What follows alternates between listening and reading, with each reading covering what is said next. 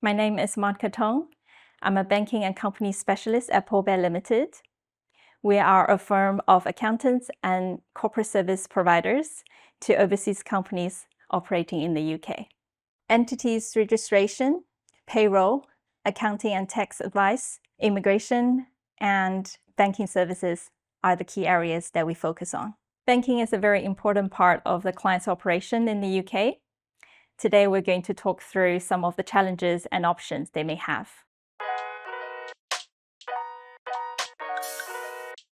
For overseas companies coming to the UK, there are several options that they can choose from: traditional high street banks, fintech providers, and private banks. The company setup, the holding structure, the industries and jurisdictions that they operate in dictate what options they may have in the UK. So say, for example, if businesses come into the UK with a relatively complex holding structure, if they don't have a UK director, and sometimes they don't have UK trading address to start with, it may be very challenging for them to opening a high street banks. However, fintech providers are more relaxed about that. Most of the business are more familiar with the traditional high street banks because they offer the most comprehensive banking products. For example, they still do the cash and check handling, direct debits, cards, auto bank feeds with most of the accounting softwares.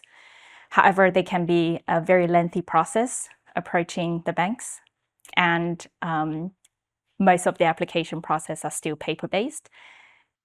They have the most comprehensive KYC and AML checks, hence why the time frame of opening a traditional high street bank account can take up to 3 to 6 months, or even longer, depending on the company's holding structure. Fintech account, on the other hand, is what we call challenging banks at the moment, very popular among international businesses because they are fully run online, very efficient, and very easy to access through your phone and tablets. They cover most of the banking needs for international businesses, hence why we encourage companies or businesses starting up in the UK to go for the easier option.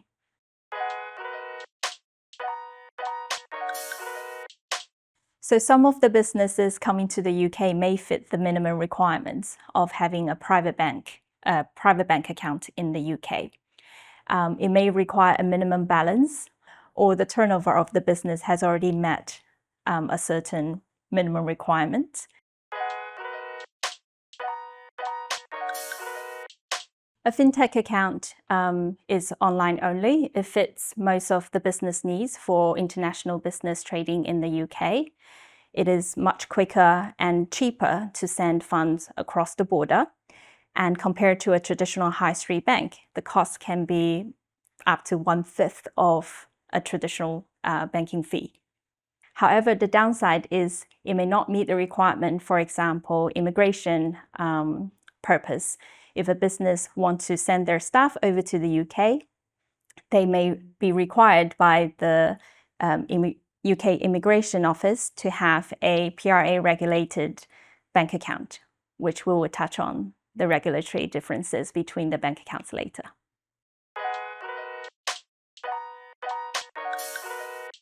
The AML requirements for traditional bank accounts and for fintech accounts may be different. So all the banking providers will require you to show this complete ownership structure up to the individuals who are the ultimate beneficiary owner of the businesses. However, for a traditional high street bank, they will have to go down to the minimum of 10% of individuals who have ownership of the business. A fintech provider, on the other hand, will need to identify those individuals who holds more than 25% of the shareholding of the company.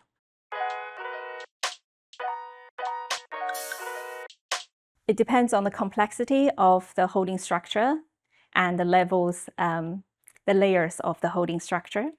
For the traditional high street banks, because they have to go through all the layers down to the individuals who owns more than 10% of the business, hence why the time frame of opening a traditional high street bank may take 4 to 6 months.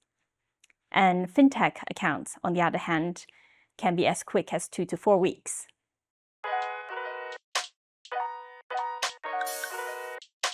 Both high street accounts and fintech accounts are FCA regulated. However, high street accounts are also PRA regulated, and the fintech accounts are mostly EMI regulated. Most of the high street banks are part of the FSCS scheme, which means that per account they can have up to 85,000 guarantee of the savings protected.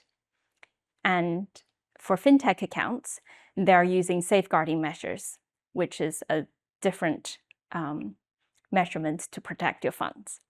Due to the regulatory differences, if the business needs to send any staff over to the UK on the sponsorship visa, they may require a both CFA and PRA regulated account to meet that requirement.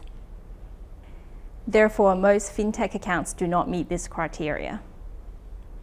Normally, it can be very time-consuming and frustrating for businesses to set up a bank account in the UK.